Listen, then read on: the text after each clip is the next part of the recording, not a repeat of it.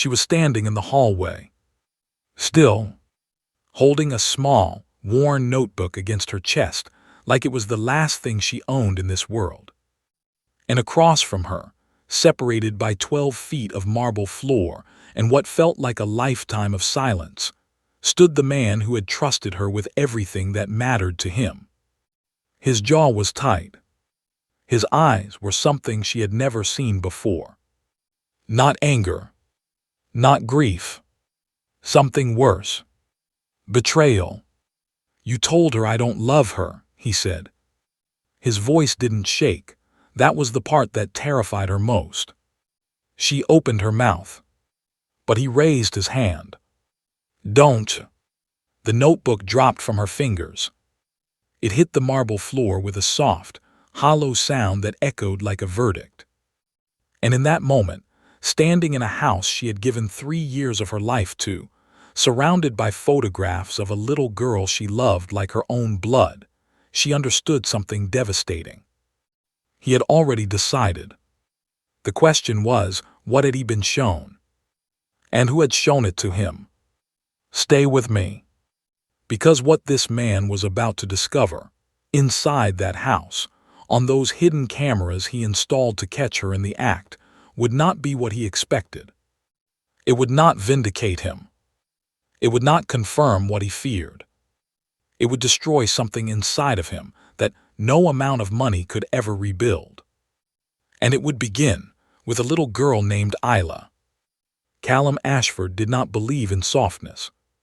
He had built himself from the ground up, not with inheritance, not with luck, but with the kind of relentless, grinding discipline that turns ordinary men into something unrecognizable. By the age of 34, his construction and infrastructure empire stretched across 4 continents. His name appeared in financial journals. His face appeared on the covers of magazines he never had time to read. He was the kind of man other men studied. The kind of man who never walked into a room he arrived. But none of that, not the empire, not the recognition, not the wealth that had long since passed the point of meaning anything. None of it had prepared him for the morning he sat in a hospital waiting room, and a doctor told him that his wife, Renee, had not survived. Renee had been 31 years old. She had been laughing the week before. She had been making plans. And then she was gone, quietly, without warning, in the way that life sometimes takes the most irreplaceable things, leaving behind a husband who did not know how to grieve, and a daughter who was 4 years old and kept asking when Mama was coming home. Callum Ashford responded the way he responded to every crisis in his professional life. He organized. He structured. He controlled what he could. He hired the best grief counselor for Isla. He bought the most beautiful home he could find, a sprawling estate just outside the city, with a garden large enough for a child to get lost in and rediscover herself. He filled it with color and light and every toy imaginable. And then he went back to work. Because the alternative, sitting still in that house with the silence and the memory of Renee and the sound of a 4-year-old girl crying for a mother who would never walk through that door again, was something Callum Ashford did not know how to survive. He hired 3 different nannies in the first 8 months. The first left after 6 weeks. She said the environment was too emotionally pressurized. The second lasted 3 months. She was efficient, structured, and cold in a way that made Isla retreat further into herself. The third didn't last a fortnight. And then his assistant, a quietly observant woman named Clara, placed a single resume on his desk and said, "Just meet her. That's all I'm asking." Her name was Zara Calloway. She was 30 years old. She had a degree in early childhood development and a postgraduate qualification in childhood grief and trauma support. She had worked with bereaved children for 6 years across various settings, schools, family support centers, private households. Her references did not merely recommend her. They described her in language that felt almost embarrassing in its warmth. "She gave my son back to us," one mother had written. "I don't know how else to say it." Callum read the resume twice. Then he agreed to a meeting, not because he was moved, but because he was running out of options and Isla had stopped eating properly, and her teacher had sent home a note that used phrases like emotional withdrawal and increasing difficulty engaging. Zara Calloway arrived on a Tuesday morning in September. She was not what he expected. She did not perform. She did not arrive with a bright, rehearsed smile or the kind of polished enthusiasm that some candidates brought, the desperate energy of someone auditioning for a role.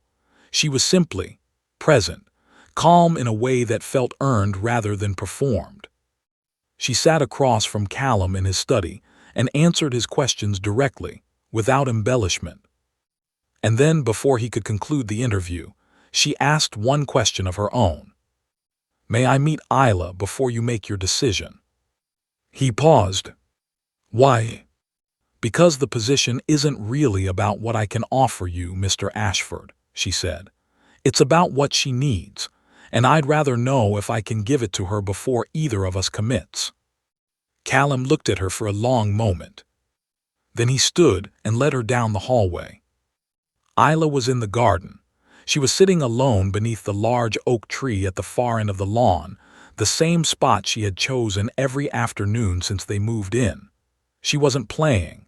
She was just sitting, with her knees pulled to her chest, staring at something only she could see. Zara watched her from the doorway for almost a full minute without speaking. Then she walked slowly, without hurrying, across the garden. She did not crouch down immediately. She did not speak with exaggerated brightness. She simply sat down on the grass, a few feet from Isla, and looked up at the tree. After a while, Isla looked at her. Zara said, "Big tree." Isla looked back at the tree. "It was here before the house," she said quietly. "That makes sense," Zara said. "Trees don't rush." A pause. Then Isla said, "My mummy liked trees." And Zara said, very simply, "She sounds like someone worth remembering properly." Isla looked at her then, really looked at her, with the particular searching intensity that only grieving children possess. And something shifted. Callum watched all of this from the doorway. He hired Zara Calloway that afternoon. The first year was not easy. Isla was not a simple child to reach. Her grief had calcified into silence, a protective quiet that she wore like armor.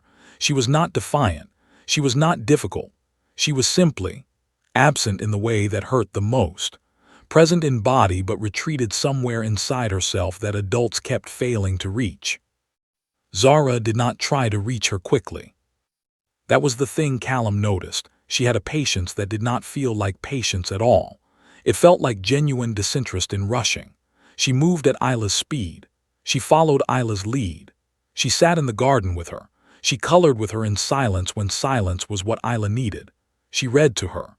She cooked with her on Saturday mornings, simple things, biscuits and scrambled eggs and warm soup, and let Isla make a mess without comment.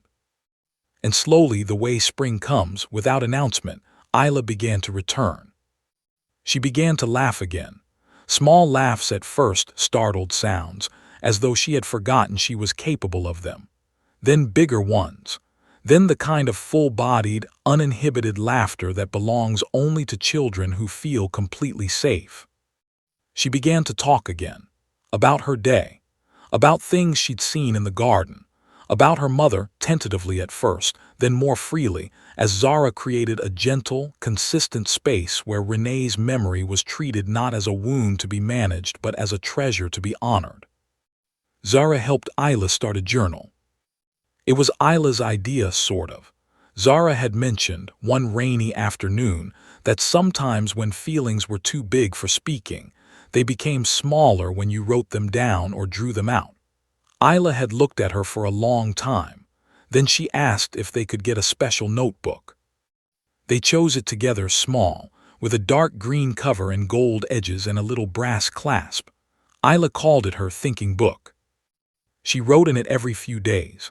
Sometimes drawings, sometimes single sentences, sometimes whole pages in the large, looping handwriting of a 6-year-old still learning her letters.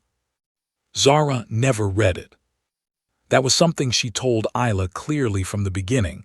This book is yours, your private thoughts. I will never read it without your permission. Not ever. Isla had looked at her with those searching eyes. Promise. I promise, Zara had said. And she kept that promise. Callum, meanwhile, was barely there. This was not indifference.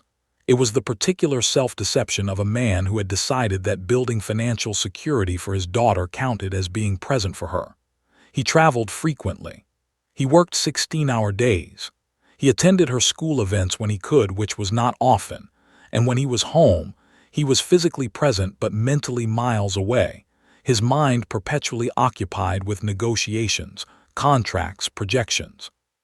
He cared about Isla, deeply, desperately even, but he expressed it through provision, through the perfect environment he had constructed around her, rather than through presence.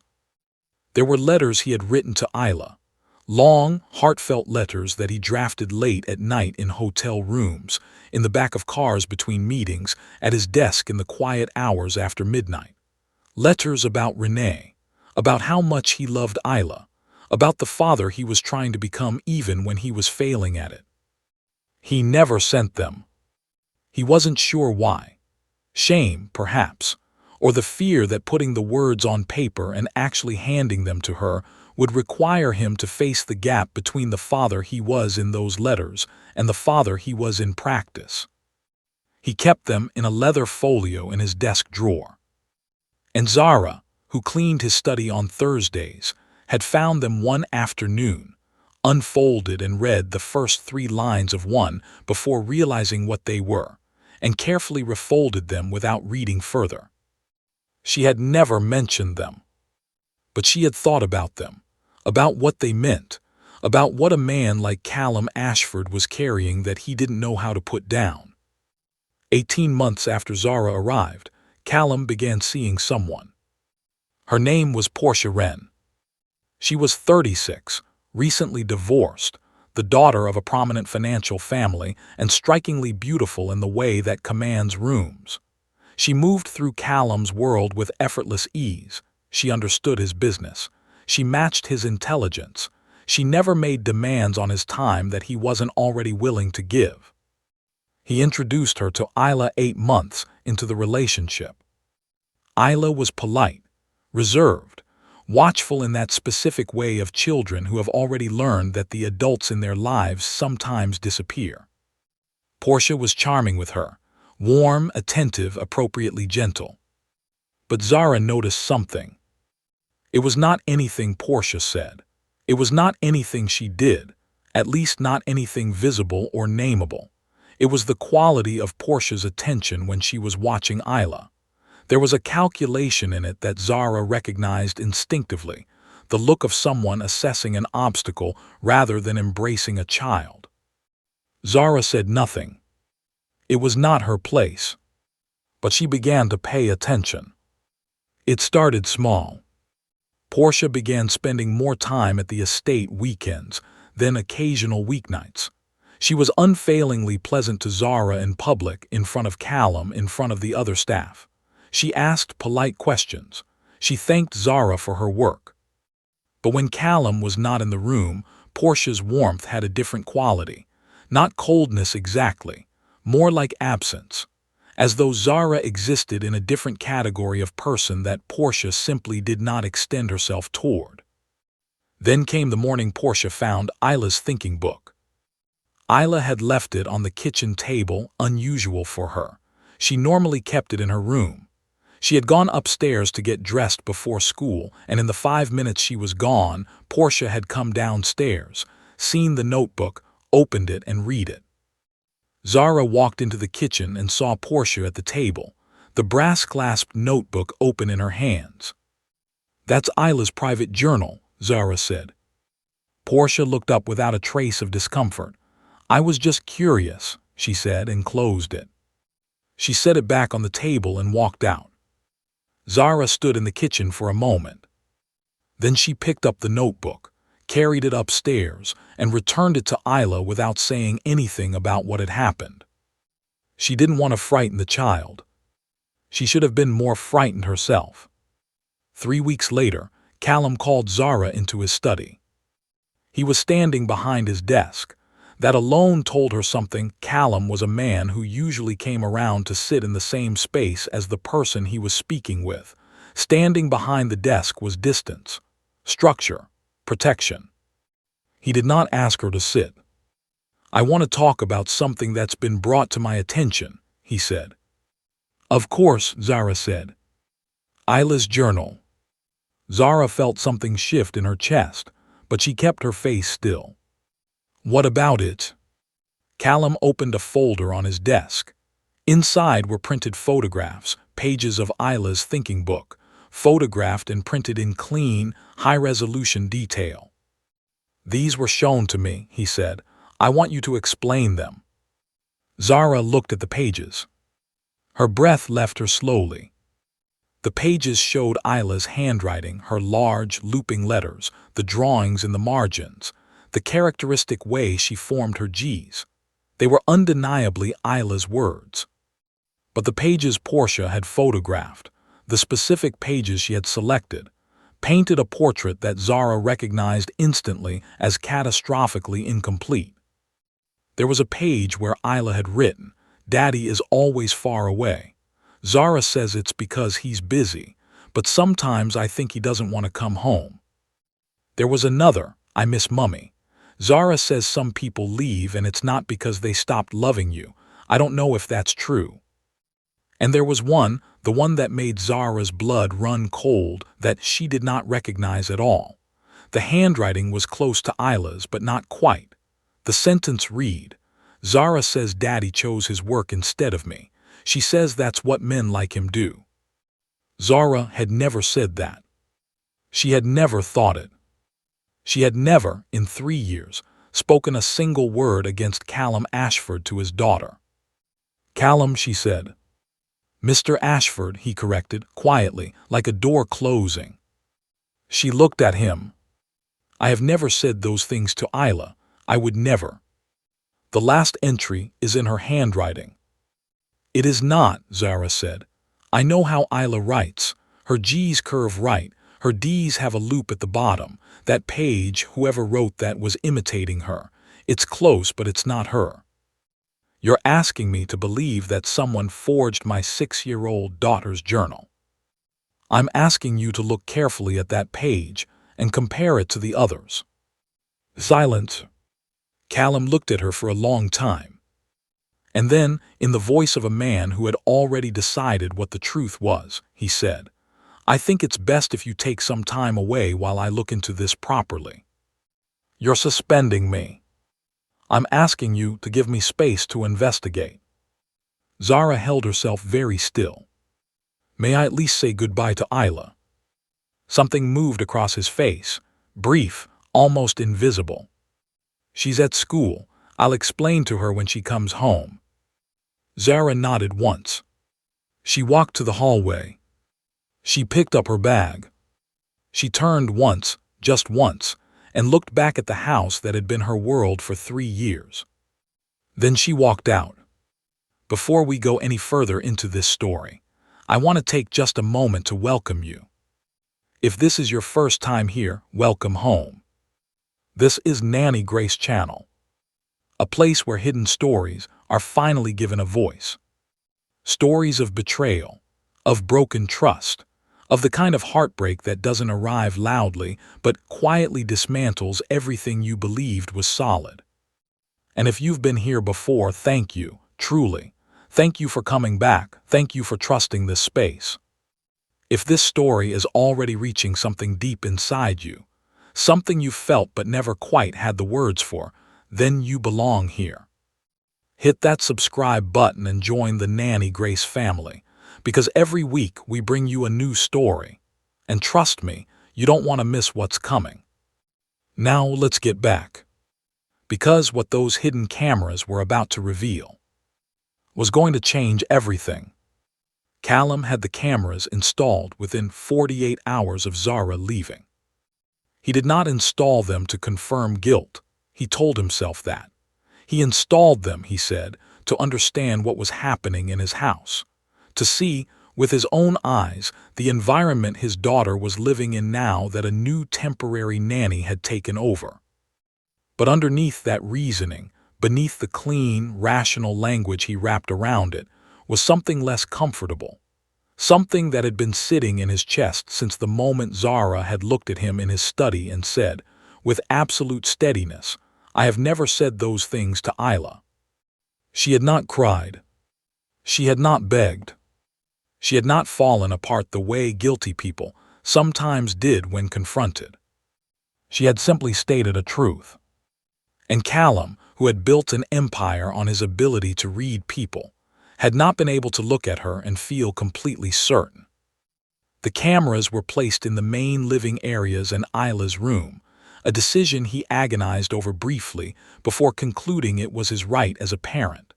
A small device near the bookshelf, another by the door, a third in the corner of the playroom where Isla spent most of her afternoons. He set them to record everything. Then he waited. Isla did not take Zara's absence quietly. Callum had told her that Zara was taking a little break, the coward's version of the truth. He knew it even as he said it. Isla had looked at him with those eyes that saw through everything and asked, "Did she leave like Mummy left?" The question went through him like a blade. "No," he said. "Zara is fine, she'll come back." "When?" "Soon." Isla had looked at him for a long moment. Then she had turned and walked back to her room. She stopped eating properly again. Her teacher sent another note, different words, same message. Isla was retreating. Isla was going somewhere inside herself that adults kept failing to follow her into. The temporary nanny, a competent, professional woman named Helen, did everything right. She was patient, consistent, and qualified. She was not Zara. Isla was unfailingly polite to her and completely unreachable. Callum watched all of this from the edges of his own house. And he began to review the camera footage. The first 3 days showed him nothing revelatory. Helen going about her duties, Isla at her activities, meals, bedtime routines, the ordinary, quiet machinery of a child's day. And then, on the 4th night, he found something that stopped his breath. He had been scrolling through footage from the night before Zara was suspended. The camera in Isla's room, late evening, past 10 o'clock, when the house was otherwise quiet. He almost skipped past it. But something made him stop. The footage showed Zara sitting on the edge of Isla's bed. Isla was already in her pajamas, tucked under her duvet, looking up at Zara with the completely trusting openness that she showed to very few people. Zara was holding something. Callum leaned closer to his screen. It was a photograph, framed. He recognized it, a photograph from the mantelpiece in the hallway, him and Renee taken years ago. Isla wasn't in it, she hadn't been born yet. He'd always meant to move it but somehow never got around to it. Zara was holding the photograph so Isla could see it. And she was talking. Callum reached for the volume. He was 26 years old in this picture, Zara was saying, her voice quiet and gentle. He had just started his business.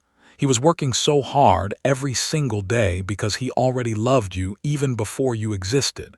He was building something for you. You understand that, right? Isla studied the photograph. He looks younger. He was, but he had the same eyes. You have his eyes, did you know that? Isla looked pleased. Zara, does Daddy love me, even when he's far away? There was a pause. Callum felt his hand tighten on the desk. Isla, Zara said, and her voice took on a quality he had never quite heard before, gentle, but with a bone-deep certainty beneath it. Your daddy loves you more than that house can hold. You know how the ocean is very big and you can't see where it ends? Yes. That's how much your daddy loves you. It doesn't stop just because you can't always see it. It doesn't stop because he's in another city or another country. It's always there, always moving toward you. Isla was quiet for a moment. Then, but why doesn't he say it more? A long pause. Because some people, Zara said softly, carry their love in their hands instead of their words. They show it by building and providing and making sure you're safe.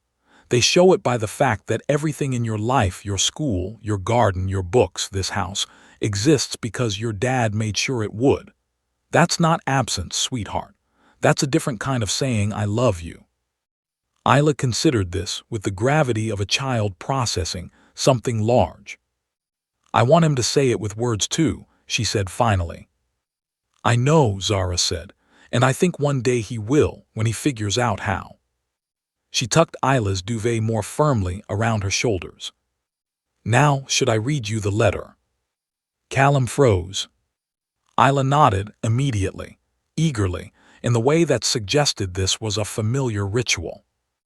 Zara reached into the pocket of her cardigan, and she produced a folded piece of paper. Callum stared at the screen. He knew that paper. He knew the handwriting on it before Zara even unfolded it. It was one of his letters. One of the unsent letters from the leather folio in his desk.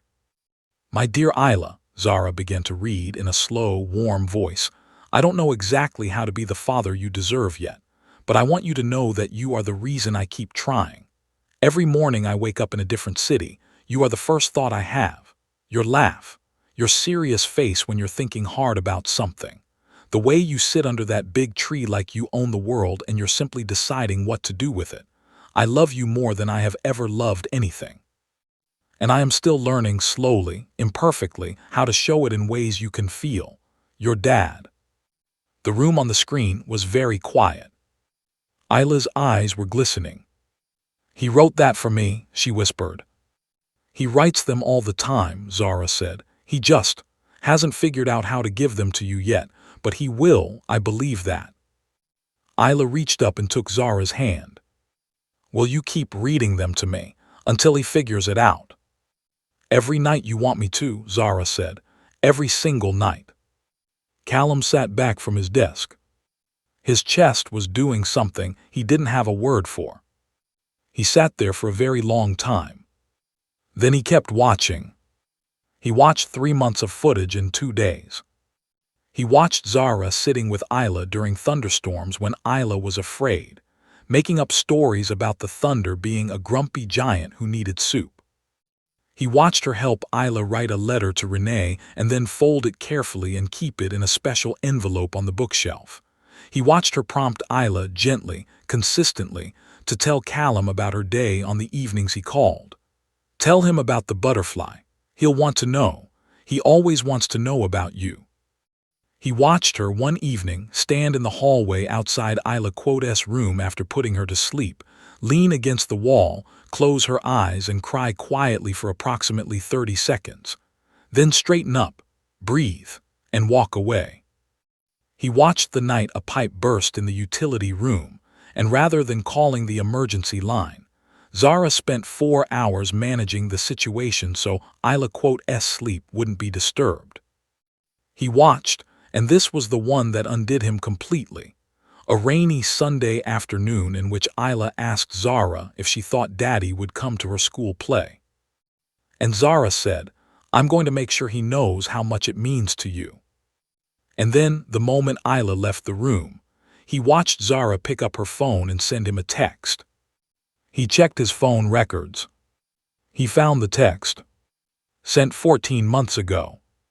Mr. Ashford, Isla's school play is on the 14th.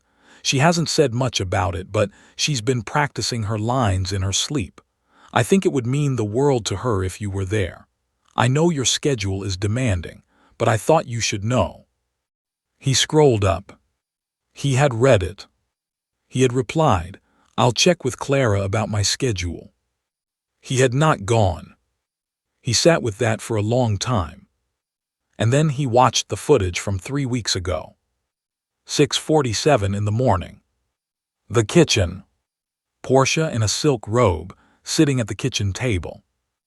Isla's thinking book open in her hands. Her phone camera raised. Methodically photographing pages. Selecting specific pages, skipping others, photographing, skipping, photographing. Then she reached into her robe pocket.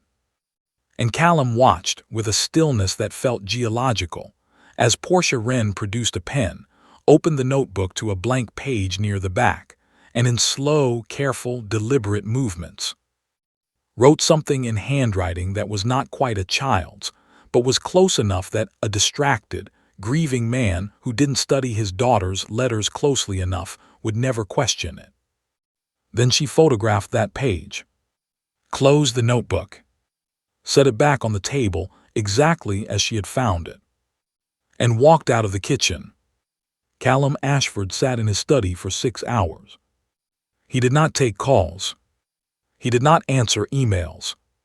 He sat with what he had seen until it had moved through every part of him, through the anger, through the shame, through the grief that was older and deeper than any of this, through the particular devastation of understanding how close he had come to losing something irreplaceable based on the manufactured evidence of someone who had calculated exactly how much he would not question. Because Portia had known him well enough to know his weak points. She had known he was absent enough from his daughter's daily life that he wouldn't instinctively doubt a handwritten page. She had known he trusted documents over intuition. She had known that a man who communicated through structure would be undone by the appearance of written proof. She had read him accurately, and she had used that reading to destroy someone who had done nothing but protect the thing he loved most. Callum picked up his phone. He did not call Portia. He called Zara. It rang 4 times. Then, hello. Her voice was careful, composed, the voice of someone who had been waiting for news and had prepared herself for any version of it. Zara, he said.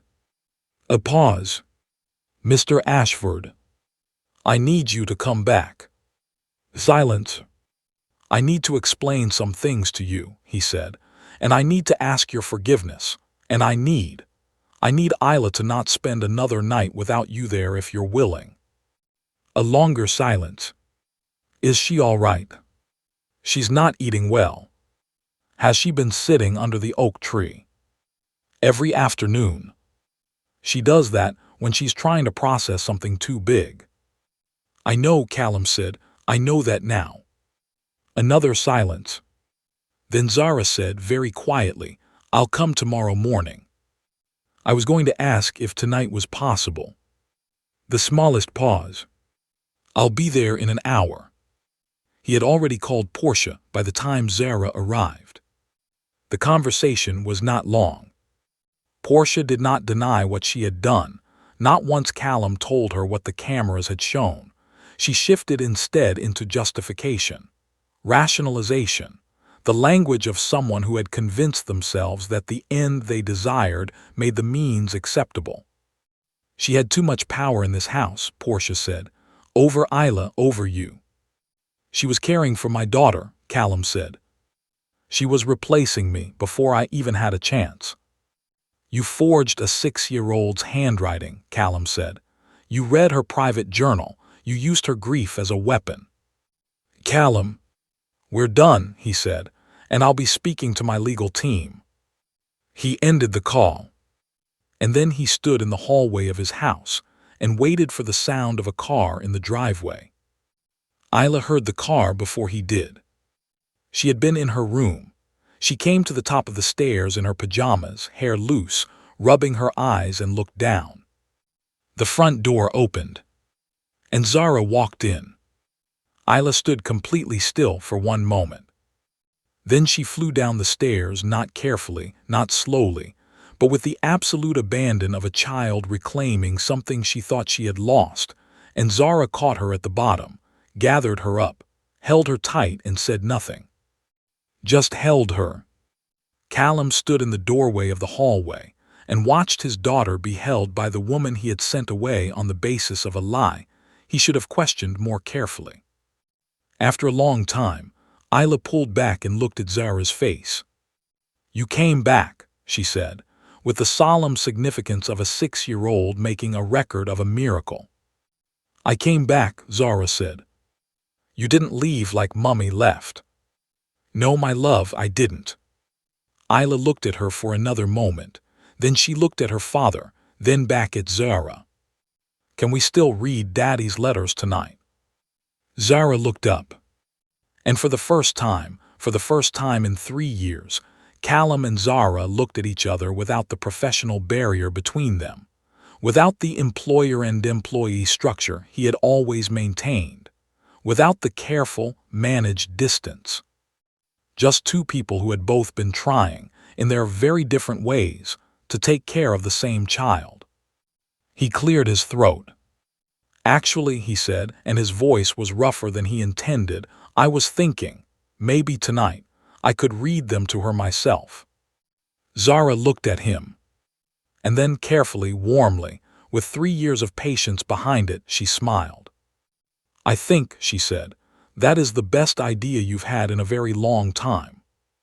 And so that night, for the first time, Callum Ashford sat on the edge of his daughter's bed. He pulled the leather folio from where he'd carried it from his study. He unfolded the first letter. His hands were not entirely steady. Isla lay looking up at him with those wide, trusting eyes that he had not allowed himself to sit with long enough. "Your father wrote these for you," Zara had told her, and now Callum understood, for the first time, what those words had meant, what they had done, how they had reached Isla across his distance when he hadn't known how to cross it himself. He began to read. And somewhere in the third letter, the one about the morning she was born, and how he had stood in the hospital corridor and felt something break open in him that had never quite closed again, his voice broke. He stopped. Isla reached over and took his hand. "It's okay, Daddy," she said, with the gentle, ancient authority of a child who has already learned something essential about the world. "Zara says it's okay to cry when something is too big for words." He looked at her. And then Callum Ashford, a man who had built walls and called them strength, who had organized his grief rather than lived through it, who had provided everything except the one thing that could not be delegated, held his daughter's small hand and let himself cry. Properly. For the first time since Renee. Zara stood in the doorway. She turned the light down slightly. And she quietly left them to it. In the weeks that followed, things changed. Not dramatically, not in the sudden, complete way of stories that tie themselves up too neatly, but in the slow, real way that actual healing happens. Quietly, incrementally, imperfectly. Callum began canceling evening calls when he was home. He began sitting in the garden with Isla under the oak tree. He began showing up not perfectly, not always, but more than before. Enough that Isla stopped asking Zara if he was coming home and started simply telling her when he had. Zara stayed. Not because the house needed her, though it did. Not because Isla needed her, though she did. But because this had become something she had not expected and could not name, a place that had asked something of her and had been worth giving it to. The thinking book was replaced with a new one, same green cover, same brass clasp. Isla had chosen it. She had also, at some point, showed her father a few pages. Not all of them. Some things remain private. Some things belong only to the person who wrote them. And Portia. She faced the legal consequences of what she had done. Callum was thorough, and his legal team was very good. The particulars are less important than this. She had tried to use a child's grief as a weapon, and she discovered, as those who underestimate the power of decency always eventually discover, that truth, given enough time, has a way of returning. It always does. Not always in time to prevent the damage, but in time to matter. Callum had one more thing to do. He waited until a Sunday morning when the house was quiet, and Isla was in the garden, and Zara was in the kitchen making the tea she had made every Sunday for 3 years. He stood in the kitchen doorway. "I owe you an apology," he said. Zara looked up from the kettle. "You already?" "A real one," he said. "Not the one I gave you when I asked you to come back. That was a request, This is an apology. She waited. I sent you away based on evidence I should have questioned. I prioritized the appearance of proof over everything I had seen you demonstrate for 3 years. I treated you as replaceable when you were the furthest thing from it. He paused. And I made Isla pay for that. I'm sorry. You deserved better from me. So did she. Zara was quiet for a moment. You were a man trying to protect his daughter with the information he had, she said finally. I was a man who didn't look closely enough. Yes, she said without cruelty, you were that too. He almost smiled. Will you stay, not just for Isla, but for this house, for this family, as long as you want to be here? Zara picked up the 2 mugs of tea she had made. She handed him one. I'll stay, she said. And out in the garden, under the oak tree that had been there before the house, a little girl with her father's eyes was talking to the birds. Thank you, truly, for staying with this story until the very end. That tells me something about you. It tells me that you are someone who feels deeply, someone who believes that truth matters, someone who understands that behind every accusation, before every judgment, there is a story that deserves to be heard fully. If this story moved you today, if it stirred something in you that you recognize, then you already know why Nanny Grace Channel exists. This is a space for the stories that live in silence, the truths that take too long to surface, the quiet heroism of people who love without recognition and serve without reward. If you'd like to walk this journey with us, subscribe to Nanny Grace Stories. Like this video so that more people can find these stories, and share it with someone who needs to be reminded that the truth, no matter how long it takes, always finds its way home. You are not just a viewer here, you are part of this family. And we are so grateful you came. Pride can protect a reputation, but it can destroy a family. Some wounds don't disappear just because someone says sorry. Think about that for a moment. If you were Zara, after everything you gave to that child, after every letter you read, every night you stayed, every wall you quietly helped tear down, and the man you gave it all for chose someone else's lie over 3 years of your truth, would you have come back? Or would you have decided that your dignity was worth more than his regret? There's no wrong answer. But I want to hear yours. Drop it in the comments below. I'm reading every single one. Until next time, this is Nanny Grace Channel, where every story finds its voice.